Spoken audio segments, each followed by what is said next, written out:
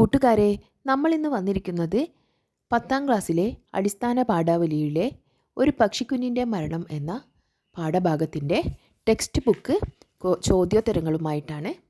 അപ്പോൾ നമുക്ക് ചോദ്യോത്തരത്തിലേക്ക് പോകാം.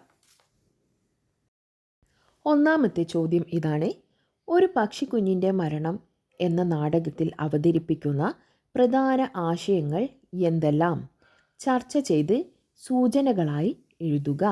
ഒരു പക്ഷിക്കുഞ്ഞിൻ്റെ മരണം എന്ന നാടകത്തിൽ അവതരിപ്പിക്കുന്ന പ്രധാന ആശയങ്ങൾ എന്തെല്ലാം? ചർച്ച ചെയ്ത് സൂചനകളായി എഴുതുക. അപ്പോൾ നമുക്ക് ഇതിൻ്റെ ഉത്തരം എന്താണെന്ന് നോക്കാം. പ്രകൃതി ചൂഷണത്തിൽ ഭക്ഷണവും പാർപ്പിടവുമൊക്കെ നഷ്ടപ്പെടുന്ന സാധാരണക്കാർ. പ്രകൃതിയിലെ വിഭവ ചൂഷണത്തിൻ്റെ പല രൂപഭാവങ്ങൾ. താൽക്കാലിക ലാഭത്തിനു വേണ്ടി സ്വന്തം വർഗത്തെ ഒറ്റുകൊടുക്കുന്നവൻ. കൂട്ടം തെറ്റി നെറികേടിൻ്റെ പക്ഷത്തു ചേരുന്നവർ. പ്രകൃതിയൊരുക്കിയ താങ്ങും തണലും വെട്ടിപ്പിടിക്കുന്നവർ അനുഭവിക്കുന്ന ദയനീയമായ അന്ത്യം.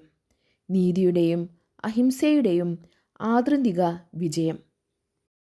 ചിറകരിഞ്ഞ് സ്വത്വം നഷ്ടപ്പെടുത്തുന്നവർ. മറ്റുള്ളവരുടെ ചിറകരിഞ്ഞ് ഉടമകളാകുന്നവർ. ശരിയായ നേതൃത്വം ലക്ഷ്യത്തിലേക്ക് നയിക്കുന്നു. ലോക നന്മയ്ക്കായി ശരശയ്യ തീർക്കുന്നവർ. പ്രകൃതി നാശത്തിൻ്റെ കാരണക്കാർ. ഇത്രയുമാണ് ഈ ഒന്നാമത്തെ ചോദ്യത്തിൻ്റെ ഉത്തരങ്ങൾ. ഈ നാടകത്തിലെ പക്ഷിശാസ്ത്രക്കാരൻ, ഉടമ തുടങ്ങിയ കഥാപാത്രങ്ങളെല്ലാം ചില മനോഭാവങ്ങളെയും ജീവിതാവസ്ഥകളെയും പ്രതിനിധാനം ചെയ്യുന്നു. ഈ കഥാപാത്രങ്ങളുടെ സവിശേഷതകൾ വിശകലനം ചെയ്ത് ഈ നാടകത്തിൻ്റെ സമകാലിക പ്രസക്തി വിമർശനാത്മകമായി വിലയിരുത്തുക. അപ്പോൾ നമുക്ക് ഉത്തരം എന്താണെന്ന് നോക്കാം. ഒരു പക്ഷിക്കുഞ്ഞിൻ്റെ മരണം എന്ന നാടകത്തിലെ കേന്ദ്ര കഥാപാത്രങ്ങളായ പക്ഷിശാസ്ത്രക്കാരനും ഉടമയും വ്യത്യസ്തങ്ങളായ മനോഭാവങ്ങളെയും ജീവിതാവസ്ഥകളെയും പ്രതിനിധാനം ചെയ്യുന്നു.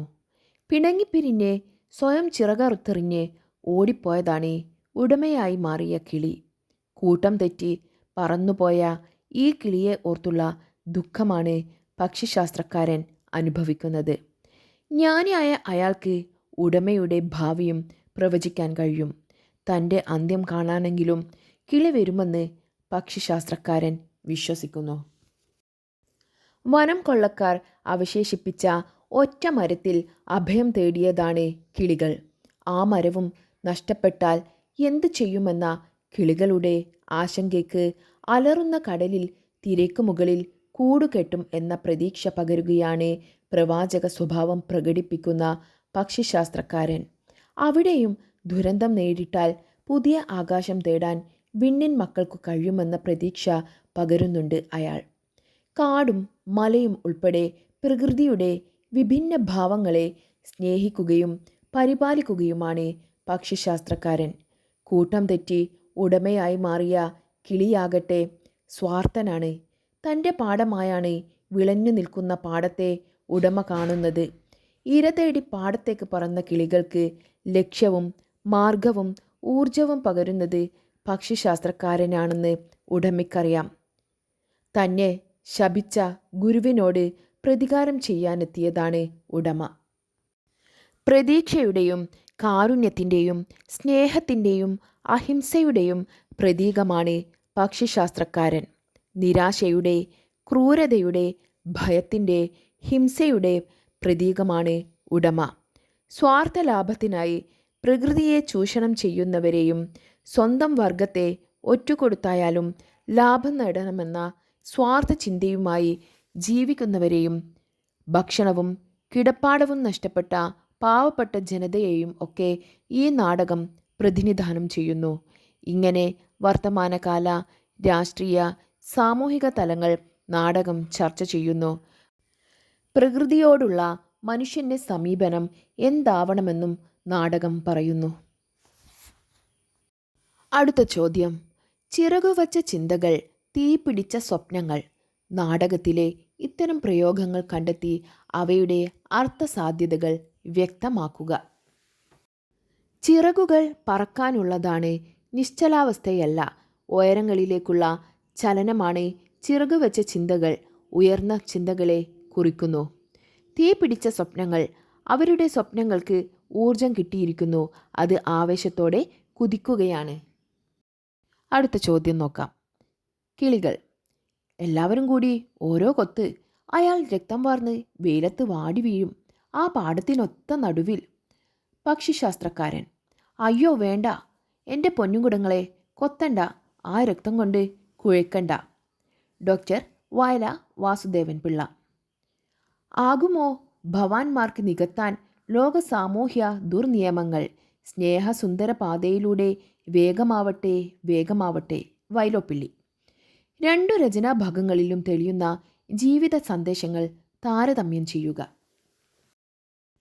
വയല വാസുദേവൻ പിള്ളയുടെ ഒരു പക്ഷിക്കുഞ്ഞിൻ്റെ മരണം എന്ന നാടകത്തിലെ സംഭാഷണമാണ് ആദ്യ ഭാഗം.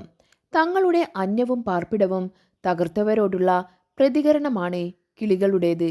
എന്നാൽ രക്തം ചിന്തിയുള്ള ഒരു പ്രതികാരത്തിന് പക്ഷിശാസ്ത്രക്കാരൻ അനുവദിക്കുന്നില്ല.